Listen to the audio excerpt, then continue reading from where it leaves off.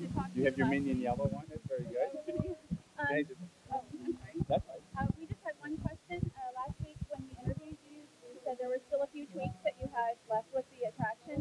Is there anything that we'll see different today when we ride? If you look at the main show film, a lot of little nuances that have been added in. Again, it's kind of like I talked before that we want repeat visitation on this, and when you come back each time, you'll see something you haven't seen before. So if you look at the little minion gags going on the screen, and just to study what's going on in the background. I mean, you go through the first time you see the story and it's great and it's funny, but then you see all the cool stuff going on in the background, and that's what makes it cool. Like I say, the underwear and the piranha in the living room. I mean, how can you beat that? It's great for group. Oh, you said that the banana effect was a tribute to King Kong, the former King Kong. No, the banana is strictly because minions love bananas. And if you back around the corner next to the queue, we have the banana trees that we actually put in as part of the queue. So when you get that hankering as you're getting turned into a minion, you might want to reach out and grab a banana. Perhaps maybe we'll see some of banana trees offered. Yeah, possibly. That'd be a good idea. Let me make a note of that. Yeah, it's great.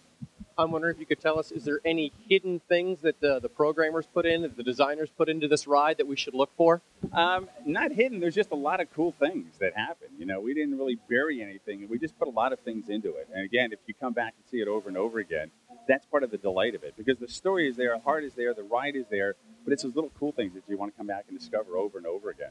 Well, while I've got you here, the one thing that me and the Mickey Updates podcast team want to do is just personally thank you for putting this ride together. We know it's going to fantastic. Well, it wasn't me. It was a big team. Big team. We thank the entire I was team. privileged to be part of it.